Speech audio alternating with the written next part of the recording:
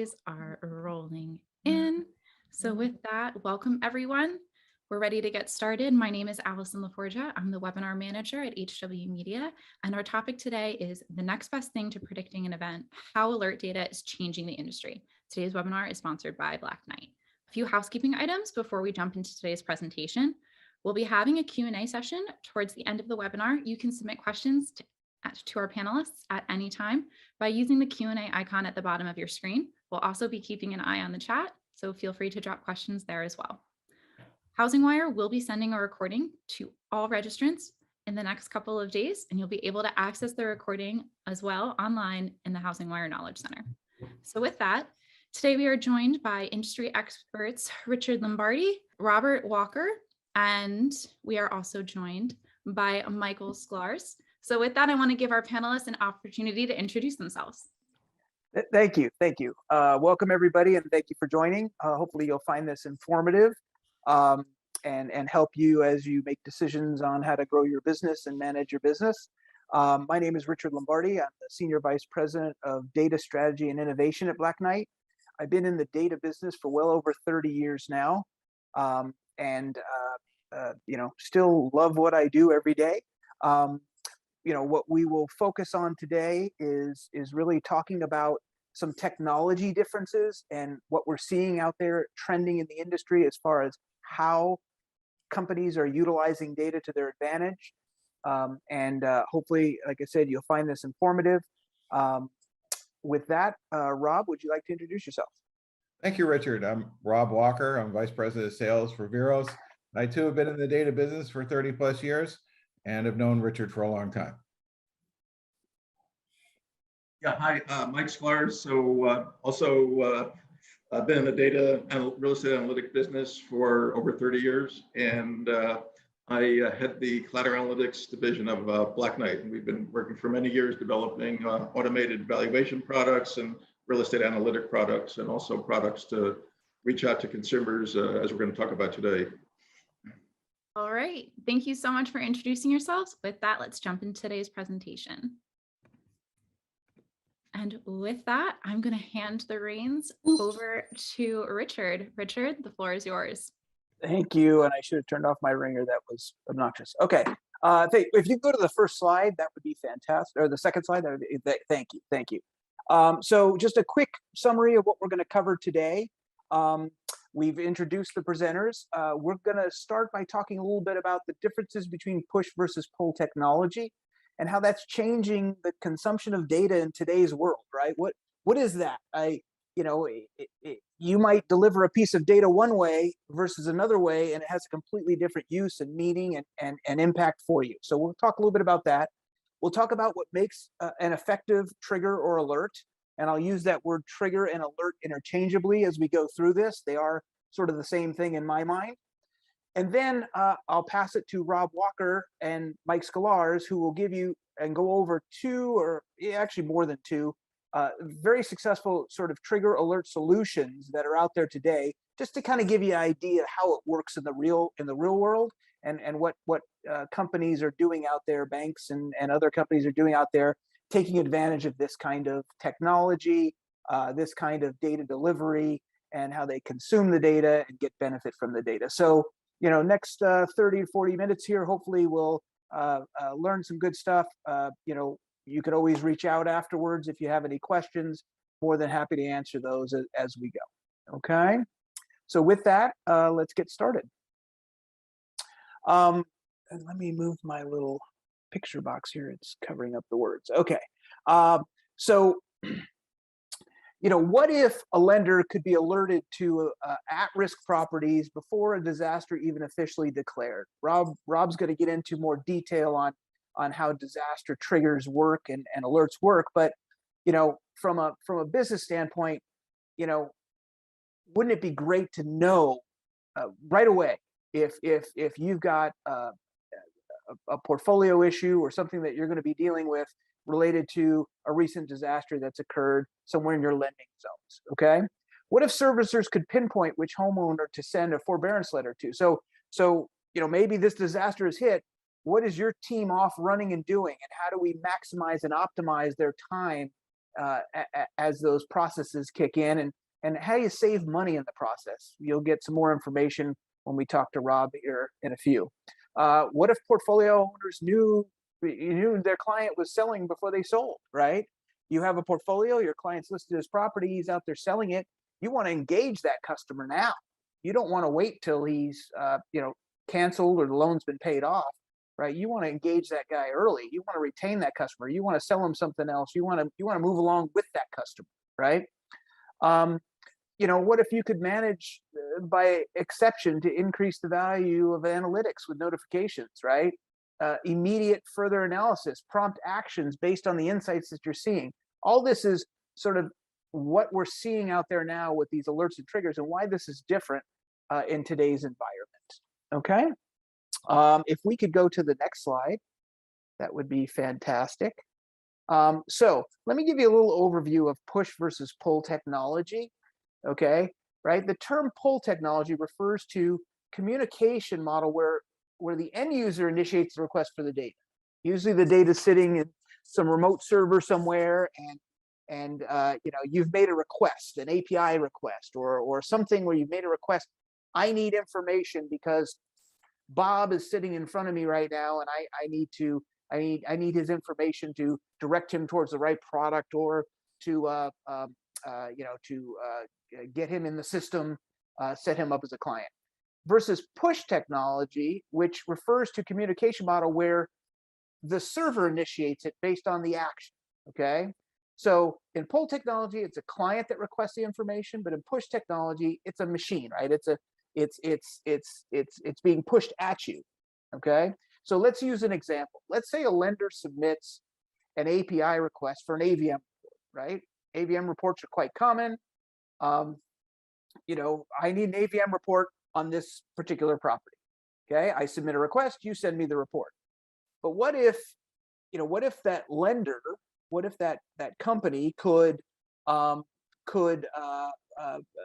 provide a list of accounts and say, I want you to tell me when that valuation changes, when it goes up by 10% or down by 10%, because I might want to go do something at that point in time. I might want to know that. I might want to, that might create some sort of action for me. So that's kind of the difference between push versus pull technology. And you can see they're two very different things, right? One is a point of sale type transaction. The other is creating action or activity or knowledge that wasn't there before, right? In pull technology, the knowledge has to come to you, right? You have to bring that customer in, and then you gather the information about that customer. In push technology, it's bringing that customer is on your radar already, and it's bringing you, information to let that customer, so to let you have action with that customer. Okay, we can go to the next slide. That'd be great. So the advantages of the push and pull models. Let's talk a little bit about that. So in a push model, the incoming data can be streamed to all users in integrated systems, right? If you're sending me triggers and saying something has happened, the value of a property has gone up or down by a certain percentage or amount, or this person just listed their property, or this person did something else, right? That would indicate this person's gone into foreclosure, or a lien has been put on this person's property. Whatever the trigger alert might be, as it comes in, it could be sent to different parts of your organization depending on what you're trying to accomplish. Okay, and those actionable items could mean different action for different parts of the company. In the marketing company may say, "Oh, I'm going to take you off my list because of whatever. Maybe your property's headed for foreclosure. I'm going to take you off the list." The risk department may say, "Oh, I'm going to go reserve for this," right? So there's different actions that may occur, but in the push model, right, it can stream throughout the organization. Okay, each application and downstream system receiving the data creates its own rules around what data is valid and not, right? So as we just said, you may use that data in different ways. You may identify things that are incorrect. You may take action upon it. You may notify somebody else. So there's a number of different things that could happen there. For other systems, real-time alerts or push model can be basically the right choice because it's immediately actionable, and that's the key, right? It's immediately actionable. Once you get that alert, what do you do next? Okay, many times what will happen is, let's say bankruptcy is a good example. If you're alerted to a bankruptcy, it's very different than if you run a report once a month and tell me all the people in my portfolio, or once a quarter and tell me all the people in my portfolio that are filed bankruptcy. Okay, it's not immediate in that way. Or you wait for the client to reach out and tell you a bankruptcy has been filed, right? So this push technology is immediately actionable. Okay, and then for each application you could look for a specific type of data and trigger actions based on set limits. So you could set the limit. You could say, only tell me when the valuation has gone up by 10%. It's only gone up by 2%, I don't want to know that. But if it's gone up by 10%, I want to know that, right? Okay, so you could set all sorts of rules based on when this trigger comes in, if you want to apply it to that application, right? And then obviously, as we said, the rules could be added to each application. You could transform things. You could ignore data from certain triggers and say that's not important for this particular application. But none of that changes the flow of the data, right? In pull technology, which is very different, right? The downstream users aren't really seeing the data per se. You're pulling a report, you're going to use it, and that's kind of it, right? So it's sort of a single use type situation. The rules about that you put in place are really at the operationalized system level rather than within each application, because it's coming to you through one spot when you ask for it. Okay, so you're going to sort of get back what you ask for, versus the push method, which is you're getting that data and then you're going to set rules as to how you're going to utilize the data, right? And then all incoming data users applications, they only receive the data in pull technology. You only receive the data that you specifically requested. Okay,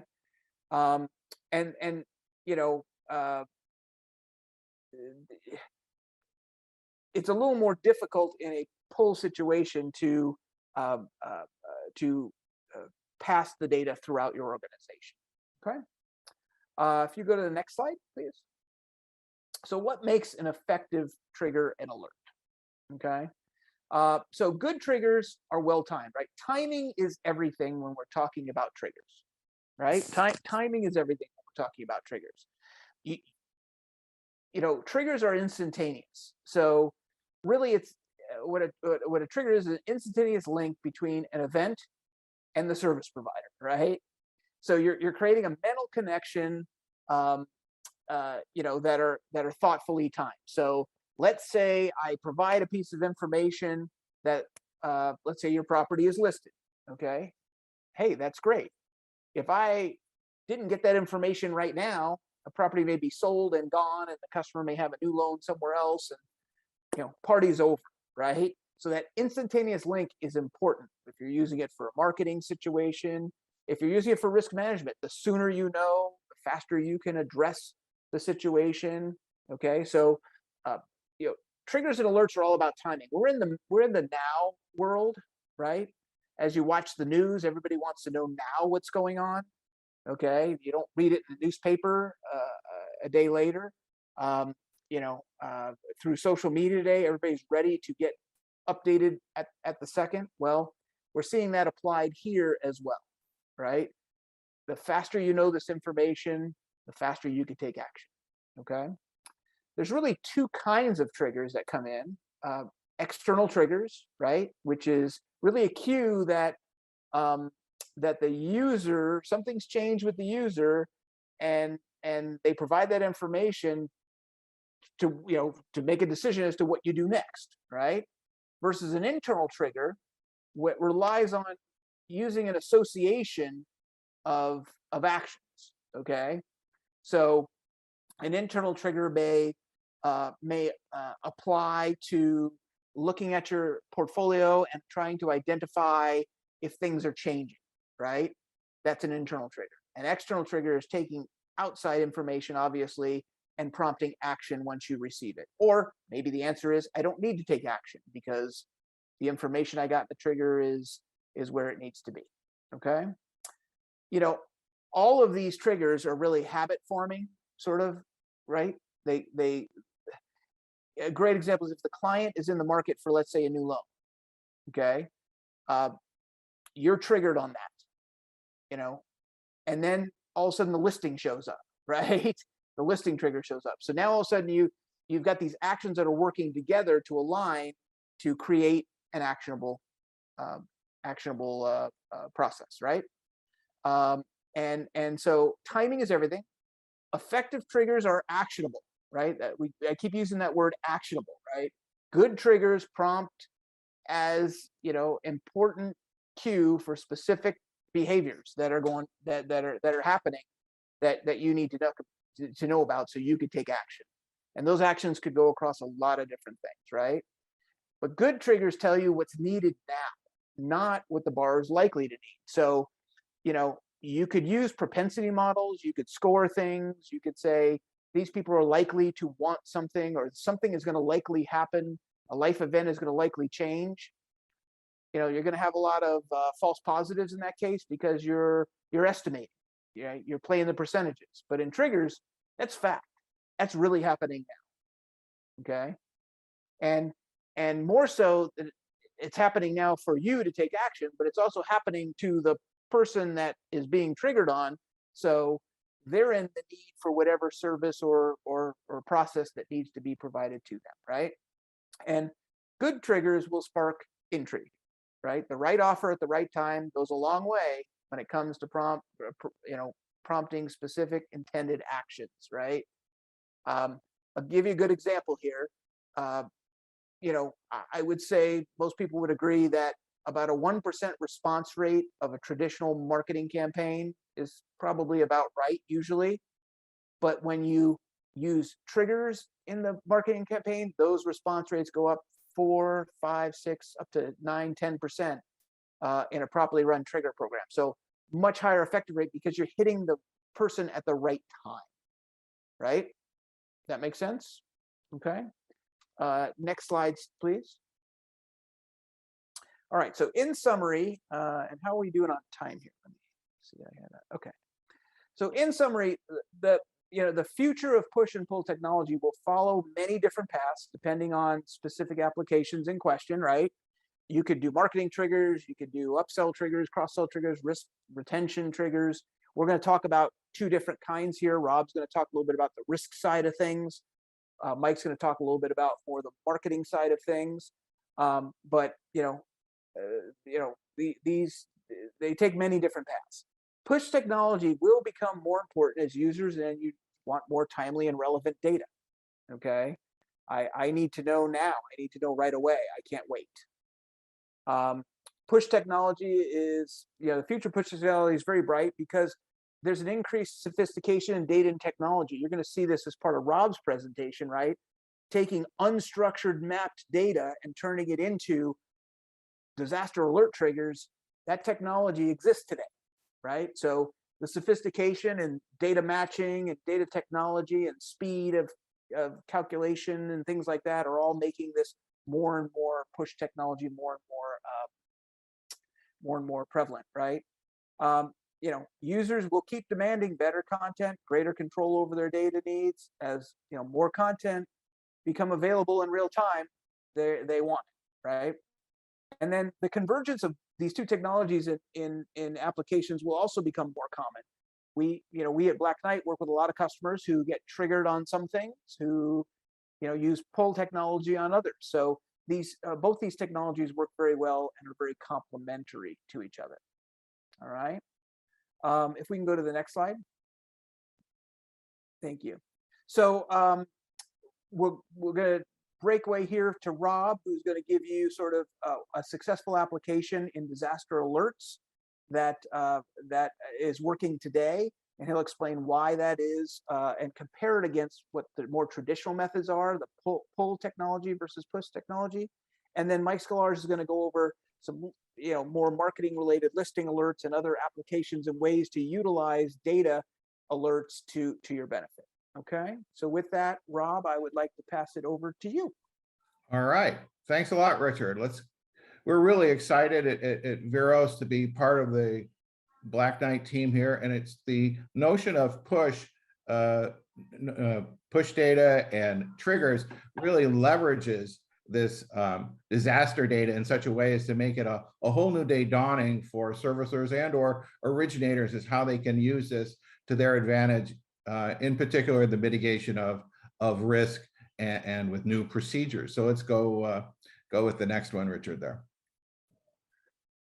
So again, we're about disaster alerts. In other words, those things that we see on the TV all the time on CNN, most recently some Texas tornadoes, which we'll talk to in a minute. We see it all the time. And so how can lenders and or servicers become more attuned? That's the key thing of the alerts and the push technology, because it's going to happen in real time. And we go to the next slide, and many times people ask us, well, how is this really different than FEMA notifications? FEMA, for those of you who don't know, is an acronym for the Federal Emergency Management Administration, and they declare disaster areas from time to time. But let's look at our map here, and we'll describe exactly how what we're talking in disaster push technology is different than FEMA. First of all, I'm going to take you back to 2018 and the Woolsey fires in Ventura County on the left and Los Angeles County more in the central. And that orange area, folks, is the burn zone, the place that the fire was actually taking place. Now, we have a servicer client whose default position when a FEMA emergency disaster is declared is to immediately go out and do property inspections on every property in their loan portfolio. That is represented by the blue dots in this particular diagram. So you can see that our the alerts coming from Black Knight are going to be a lot more precise, and it's the 12 to 18 properties that are sort of the intersection of the blue dots and the orange area are the properties that are most likely to be impacted and should have been ideally inspected first. And you could have largely eliminated all those other blue dots and the expense and time associated with them had you had the alert technology back in 2018 for the Woolsey fire. So to really say there could have been a whole lot of property inspections that need not be contemplated. So the takeaway from this is that the Black Knight disaster alerts pushing to the servicer in this case are property specific and a lot more timely, and we'll see that in a second, than they're used to. So let's go to the next one. The second biggest differential advantage for the Black Knight push alerts is that we are covering so many more disasters. The little block on the right, there's about 33 or right around 40, in the range of 33 to 40, I forget the exact number, FEMA declared disasters in 2021. But by contrast, Black Knight covered around 130 some odd. So there's certainly in our 130 disasters, certainly all the FEMA ones are included, but it also includes things that aren't FEMA declared disasters. So I bet you there are a lot of people on this particular webinar today that live in Texas or are concerned about Texas. And if you were watching the news earlier this week, there was two Texas tornadoes that went through in Austin and nearby. So I can tell you today that about 1,500 properties were impacted in Austin, and maybe a little more than 5,000 in a community called Round Rock. Many of those properties were also part of a large subdivision that was impacted. So here we are sitting Thursday, and that event happened Monday, and that data is available from Black Knight today. So that gives you a sense of how much more current and how these alerts could be pushed out to you, the servicer, or if you have loans in process in those areas, it can have implications for that as well. So the takeaways is relative to a FEMA alert, we're a lot more precise for property specific, and we're covering a lot more disaster events that FEMA wouldn't necessarily contemplate, but yet 5,000 properties in Round Rock, Texas are significant. So let's go to the next one. Now we have two slides here, both from NOAA. And NOAA is an acronym, not a person, an acronym for the National Oceanic and Atmospheric Administration. And they chart and capture a lot of data related to disasters. Now, many folks think that disasters are a really seasonal thing, and the chart on the right sort of suggests you're right up to a point. In other words, going from the left in January to the right in December, there aren't as many disasters in the first quarter, January through March, as they are in April, but things start to take off in April. So we'll start to see more disasters, more tornadoes, this kind of thing. And then we get into hurricane season, and then we tend to close out the year with fires. So that's this chart on the right. Chart on the left, also from NOAA, sort of shows you the geographic distribution, you might say, of typical disasters. We have California fires on the left. They typically are in the fourth quarter and the first quarter. We had some of those. This is all from 2021. You can see the tornado zone in Oklahoma, Texas area and throughout the South, deep South. And then we all know Florida for hurricanes and the East Coast for their storms as well. So this is happening all the time, and it's going to impact lenders with increasing frequency and increasing severity. So therefore, we have the disaster alerts. So the next one is also very interesting. Okay, now we talked about in the first use case, if you will, the servicer's sort of default practice was to go and do execute a property inspection on every property. Well, other servicers' default practice would be to issue a forbearance, a mortgage forbearance, to every loan in the FEMA declared disaster area, whether or not the house looks like the one on the right on fire, or the one on the left, no impact. So again, with this kind of a data we're going to tell you about, maybe you can rethink your policy, because you'd want to put the forbearance on properties, maybe avoid blanket forbearance in the future, and start to at least go with look at the properties that are in the impact zone, likely to be impacted, and not necessarily provide impact to properties that were not impacted. So in the grand scheme of things, in summary, what I think is the big takeaway from this is that with Black Knight disaster alerts pushed to you, the servicer, or pushed to you, the originator, you can take new actions faster. Maybe you can avoid certain actions like unnecessary property inspections or unnecessary blanket forbearance, and enable you to be smarter and more efficient with your customer and take the right actions faster. So with that, I pass it on to Mike. Hey, thanks, Robert. Mike, we'll get started here on yours, but I think if we can go to the next slide here first. I think I was going to start with this slide, and really, Mike's going to talk about a couple of different things here, listing alerts being one of them. You know, at Black Knight, we have a relationship with RPR, which is a provider of these listing alerts, and we work in conjunction with them as we work together to provide these alerts. So, you know, we've taken an approach, and you see this many times in the world of triggers and alerts, where we could bring in partnerships with other companies that we bring our data and their data together and we deliver. And you'll see this is quite common in all sorts of different triggering applications throughout the industry, because it gives you an opportunity now to alert or trigger on two things looking together. So let me give you a good example. If you were to bring in these data sets, you'd have to figure that out yourself. What we're seeing a lot of companies do, like Black Knight and others, is bring those data together, create that trigger for you. So they've sort of developed this partnership for you.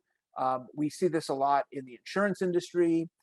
We see this a lot for marketing, where you're bringing multiple different data sets together to trigger and create these triggers and alerts, looking at different data sets and how they apply together. Okay. So that's one example of how these triggers are created through multiple companies bringing their data together to inform the user where they wouldn't be informed otherwise. And with that, Mike, I'll turn that over to you now. Yeah, thanks, Rich.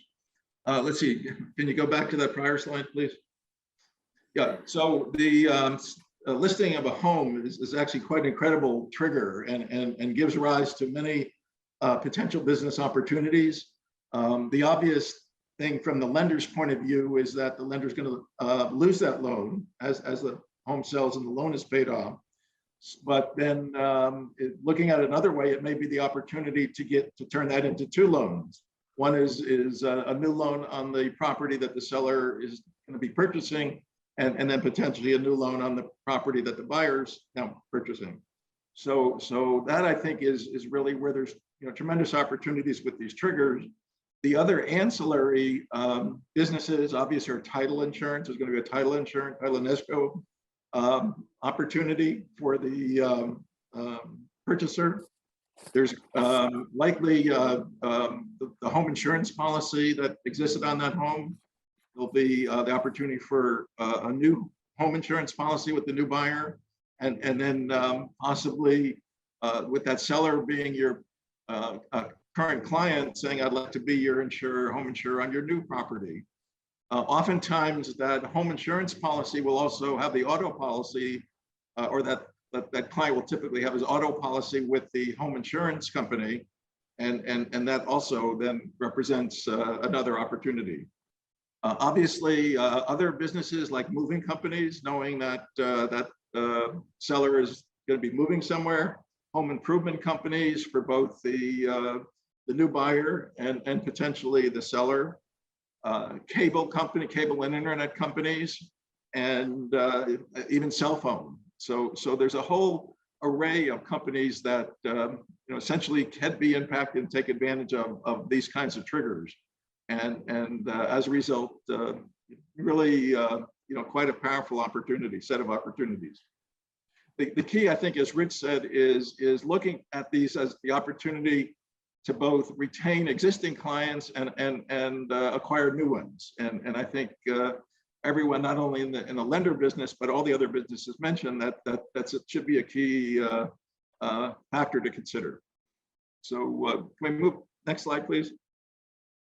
Now, on a more macro level, in terms of triggers, one of the things that we created at Black Knight several years ago is tracking the market on a daily basis. I know that we all get updated data on a monthly and quarterly basis in terms of home prices and sales from a number of the well-known followers of the real estate market, such as NAR and FHFA and the GSEs and so on. Since we're getting data every single day and updating it nightly, we thought it would really be a great opportunity to be able to show how the market is evolving on a daily basis. And these are actually some sample charts for LA County. They're actually, we take it down to any level of geography that we want. And it could be city, it could be zip code, it could even be neighborhood. And these actually show the daily number of sales, of the new listings, of the listings taken off the market, of the sold market times, and then the prices of the homes that sold and the prices of the new listings. So the point is that this is really super high frequency, timely data, but it also will allow us to see turning points in the market, both up and down. And then again, getting back to the concept of triggers, these could be important events for a lender, for example, saying that market looks like it's turning down, maybe I want to be more cautious with my lending. Or conversely, a market turning up and representing new opportunities for lenders and all the ancillary businesses that we spoke about. So again, this is on a more macro level, but again, I think it's very proper to think of this as important triggers as well. Next slide, please. And then one of the pre-trigger ideas that we had developed a number of years ago is actually basically an AVM. We call it a consumer AVM that real estate companies or lenders or whoever can put on their website and get a value of a home. And obviously people are well familiar with some of the portals that offer this. The thing that we found is that when someone went to one of the sites and said, what's my home worth? And then we back tested what subsequently happened. They exhibited a much higher propensity to subsequently sell their home or refi their mortgage. So that the concept was that the fact that they took the trouble to say, what's my house worth, and check that out, typically meant or did mean that there was actually some future event that was going to happen. This actually just shows the probability in this case that the client subsequently listed the home. And then we actually developed a lead or seller score based on a number of factors, such as how long that household has been in that home, what their equity was in the home, what their differential was with their original mortgage rate and the current mortgage rate, the market rate, and so on. But that in and itself is really think of as a pre-trigger, just the fact that someone wanted to know what their home worth were. Subsequently, there was a much higher probability that that client ended up either listing the home or refining the mortgage. So in that regard, we could even think of pre-triggers and a very powerful tool for that. So let me send it back to you, Rich. Okay. Thank you, Mike. Thank you. All right. With that, we can open the floor for questions. Anybody has any questions that they would like to cover? We can start with that.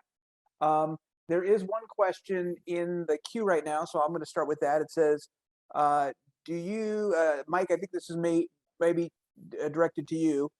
Do you have, for a consumer AVM, do you have the ability to do those in bulk? Could we provide a list of properties and you provide the AVM on each? Yes, so the consumer AVM is actually set up very dynamically where we could obviously do it in bulk and then in real time track as soon as someone asks what, inquires what the house is worth, that actually can send a message or an upload to a CRM program of that address and then corresponding information about the property. So we have provided it in both forms. And like I said, we told people it can almost be thought of as a real-time lead machine, just by essentially installing it on say a company website. Okay. All right. Looks like there's some more Q&A going here. So we have one here from Eric. Are your services a la carte or is it all in one package? For example, could a lender only use your disaster tracking program? So I can jump in and say specifically at Black Knight. I don't know how other companies do it, but at Black Knight, yes, you could use just the disaster tracking program. We have the disaster tracking program built into the Black Knight Empower loan origination system. We could do a match and append where you give us a portfolio, we can match and append. Remember that push technology? We can do that for you. We can monitor and send that. Or we could just send you every day whatever disaster data comes in and you can ingest that into your system. Okay, so there's all sorts of things that we can do there for you to deliver. So that's how it works. That's how it works for us. Okay. All right. So I have a question that I want to toss out there. And to our audience, please keep submitting questions using the Q&A icon on the bottom of your screen. Richard and I are both keeping an eye out on that as well as on the chat. But one of the questions that I wanted to ask is, where does the disaster data come from that allows it to be near real time? Well, I alluded to it a little bit in my presentation. NOAA is a big source, the National Oceanic Atmospheric Administration, but there's a plethora of services, mostly publicly available, some proprietary, ranging from NOAA to CAL FIRE, which is a state agency, and there's a handful of state universities that track this stuff, like I think Northern Arizona University, I think may track it in Arizona. So our expertise has become putting this disparate group of data sets together under one roof, and then working with Black Knight and the push technology to get it current and get it out to people who can use it quickly.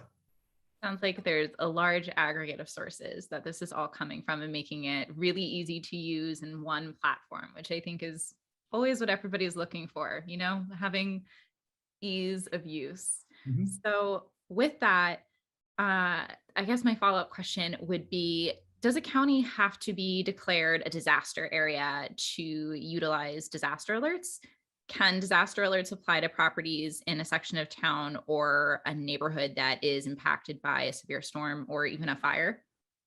Absolutely. There's no, for the way we're tracking disasters, and I alluded to it with Texas, as we're speaking today, I don't think that Travis County, which is where Austin is, if my Texas geography is correct, I don't think Travis County is a FEMA disaster zone. Yet there are, as I alluded to, 1,500 properties there, or Round Rock, Texas. My Texas geography is not that good to know where Round Rock is, but there's a bunch It's just north of Austin, Rob. Just north. All of right, Austin. so it's maybe also in Travis County then.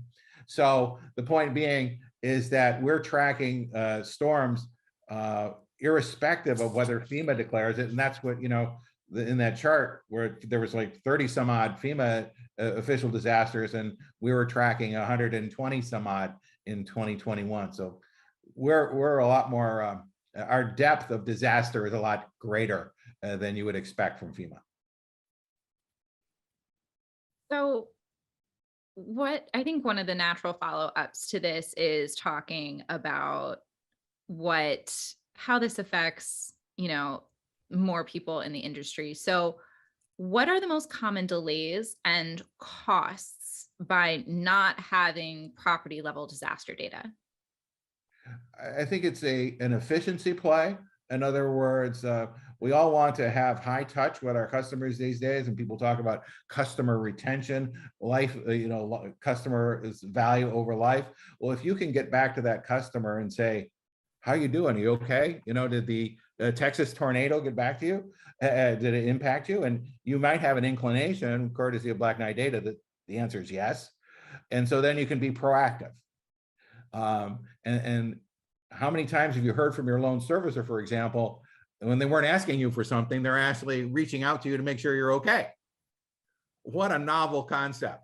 Again, it all goes back to the life of loan, customer for life kind of paradigm. And then the flip side of that too is there's only a finite amount of resources. And if a lender can allocate their resources against those customers that are likely to have a difficulty and away from those customers that don't have a difficulty. Let's go back to that Woolsey fire with all the money spent on those property inspections that were irrelevant. And all that resources associated with that endeavor could have been eliminated if they'd used the disaster alerts appropriately. Now, you just mentioned the servicer and how what really is a novel idea of the servicer checking in, even just to make sure that the person's okay. Yeah. So with that, what is required or even expected of the servicer when a natural disaster happens? Well, there's the Fannie Mae and Freddie Mac have guidelines on that, and they're pretty open-ended.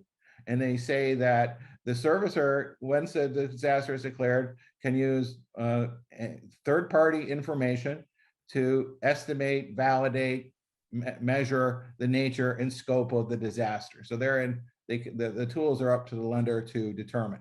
Now, if you ask me, I think there's two big schools of thought, and based on what servicer you talk to, and then maybe the nature and the scope of the disaster.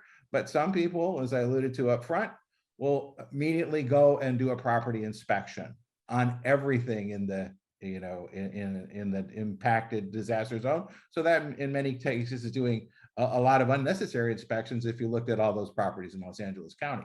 The other way that the lenders or servicers can go is that they, especially in really heinous disasters, they'll issue blanket forbearance.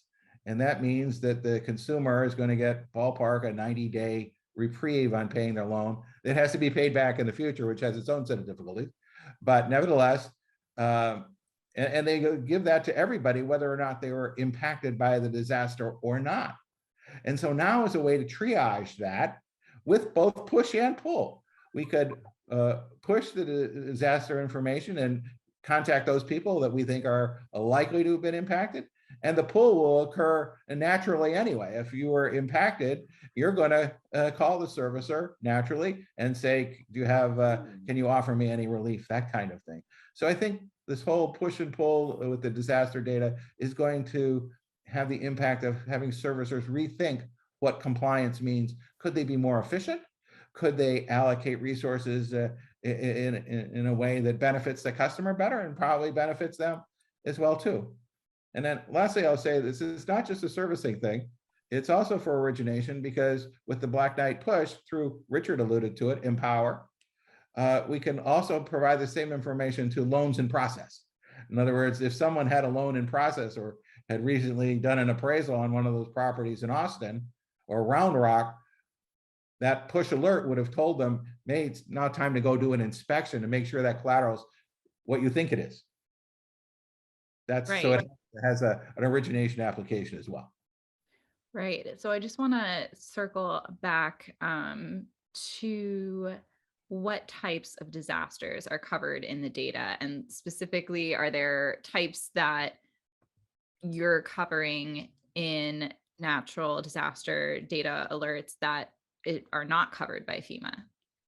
No, I think anything that's would meet FEMA's definition of a disaster, we're covering. You're hesitate to use the word garden variety, but tornadoes, hurricanes, floods, those would be the big three. But don't we, Rob, don't we cover disasters that maybe FEMA has not declared? Oh, absolutely. That Texas, I go back to the Texas tornadoes, or in Nashville in March of 2020, just at the beginning of the pandemic, a tornado, 2 of them rolled through downtown Nashville. And Davidson County was not a disaster, FEMA disaster area, but we cover them. So the whole nature of the Black Knight disaster alerts is our coverage is a great deal more in depth in terms of just absolute numbers of events we're covering than FEMA, on a ratio of like 3 to 1, 3 or 4 to 1. And it said, I think part of the question was what kind of disasters? I mean, it's, floods, hurricanes, tornadoes, earthquakes, wildfires. Wildfires, yeah. I neglected to mention wildfires. Yep. So pretty much any kind of disaster that can occur. That what we won't cover is if there's a single house fire somewhere or something like that. But more natural disaster related is what will be covered here. So I want to go back to the listed alerts, and I want to give Mike a question. So how are the listing alerts different than those that you might get through Zillow or Redfin? Be the same properties. So the real key is what we're doing with the alert, and how we're delivering it. But essentially the trigger is the property being listed. So yeah, I would also say, I would add to what Mike just said, and that what Redfin and Zillow do, I believe, is they sell leads to agents. So they sort of use that alert for one specific purpose. But as Mike had explained in his presentation, we offer the listing alerts for many different purposes, right? That could be a marketing opportunity for one person, but it could be a risk or a potential loss to your portfolio for somebody else. So, you don't have financial institutions bouncing their portfolio up against Zillow and Redfin to see if they're going to, if they have a bunch of accounts that are going to prepay, right? So, how we're approaching it as the alert is more many different opportunities to employ that alert versus just selling a lead to an agent. So it's beyond agent use, right? So who do you think could use these different data alerts? Like, does it expand beyond agent use? Sure. I'll start, Mike, if you want. Absolutely. I could see insurance companies liking these to see, when you acquire a new property or you're listing, you could be leaving, you're going to change your insurance, your homeowner's insurance. So it could be there. It could be, like I said, a portfolio management tool. I think Mike already talked about cross-selling other products and services, upselling. The retention is very important. It could be, prepayment risk assumptions that are used in the modeling and analytics, which you do within your capital markets team. I don't know if Mike have any other examples. That's what came to my head. Yeah, no, I think the point you made is that we work with clients where we actually they give us the addresses in their portfolios. And every day we'll monitor to see if one of these properties became listed for sale. And then we could immediately reach out to that client, and that client can then reach out to the borrower, for example. With the idea that, hey, I know you're going to be selling, looks like you're going to be selling your home, but we'd certainly want to be your lender on the next home. And this is where a lot of the non-banks have come in and taken advantage and picked off a lot of those loans that some of the traditional lenders have had in recent years. They've been very smart about, working with this kind of data. So I think, the message is you can't afford to be passive anymore with this kind of technology available. If say you've been a traditional lender. So it sounds like you can really tailor those notifications even to servicers. That's right. Or it could be, like I say, the insurance company where we now overlay the new listings on their addresses of all their policies. So these are the kind of things that we've been doing. So it's I would add to that client. And I would add, Mike touched on an important part during his presentation, which was the listing itself may not be important on its own, but it can show a trend. Maybe there's a particular market where there's a lot of shopping going on. There's a lot of movement going on. You could get a feel for that market, right? So you could do market analysis and things like that as well, looking at it in more of an aggregated standpoint, as Mike had kind of discussed earlier. So with the exception of more rate increases and that valuations will undergo some degree of correction, how can alerts help investors track valuation risk?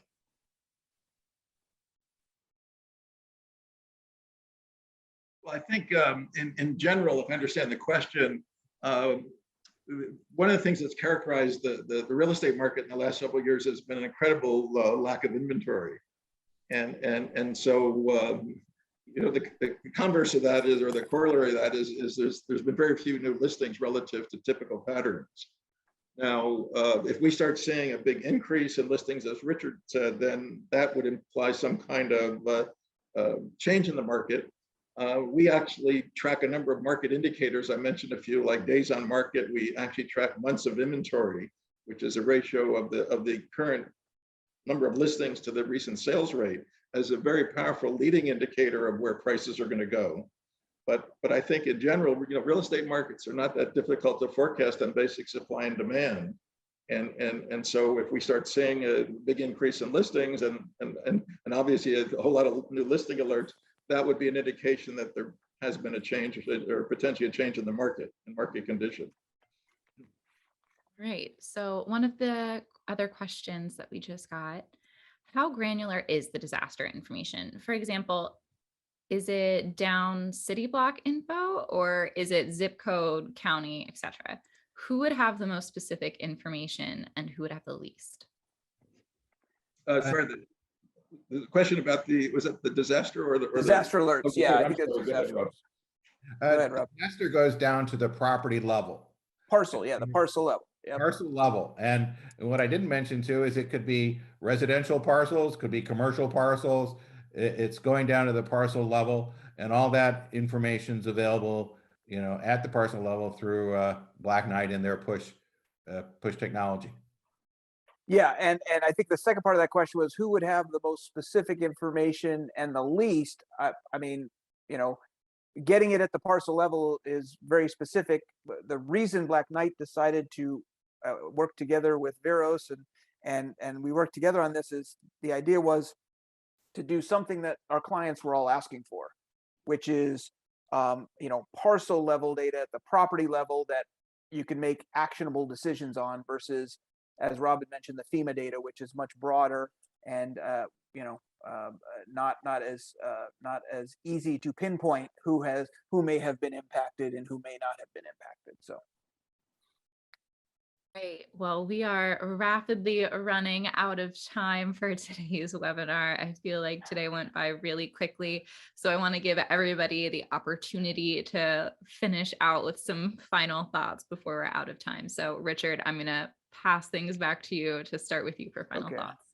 Yeah, sure. Thank you, everybody, for listening in. I will tell you,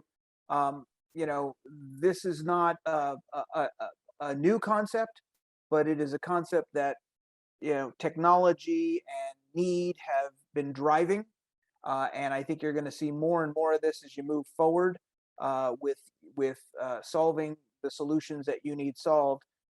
Trigger and alert information is just sort of high growth that we're seeing out there in the industry. So thank you, everybody, for your time.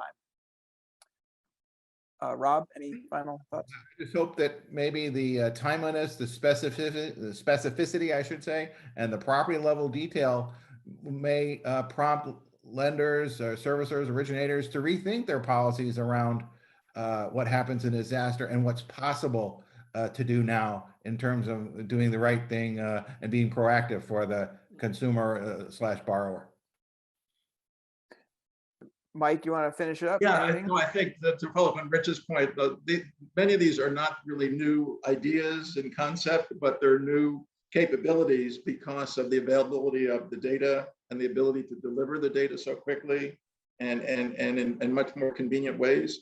So I think that's really, one of the main messages here is now we really have the ability to be super micro with the data in terms of geography and super timely with the data in terms of the availability that we have to get it and serve it up, and in many different forms to the clients. So really that I think is the main development in recent years. And thank you to the HousingWire team for your collaboration here. This has been great. I just want to thank you all, Richard, Robert, and Michael, for taking us through all of the insight today about disaster alerts and data listing alerts. It's been really interesting to go through all of these different points and how important pull versus push triggers are and what they can do for the industry. But unfortunately, we've come to the end of our time today. I want to thank you all so much for participating in today's webinar, and I want to thank our attendees. If you submitted a question to the panel that we didn't get to, you will be able to follow up with Black Knight directly after this webinar, and Black Knight will be passed over the questions, so they will be able to reach back out to you with specific answers. HousingWire will be sending a recording out to all registrants in the next 24 hours. The webinar will also be available moving forward in the Knowledge Center and in its on-demand format. So thank you all. The PowerPoint will also be available under that on-demand recording. So thank you all for joining us today, and we hope to see you all again soon. Thanks, everyone. Thank you. Thank you.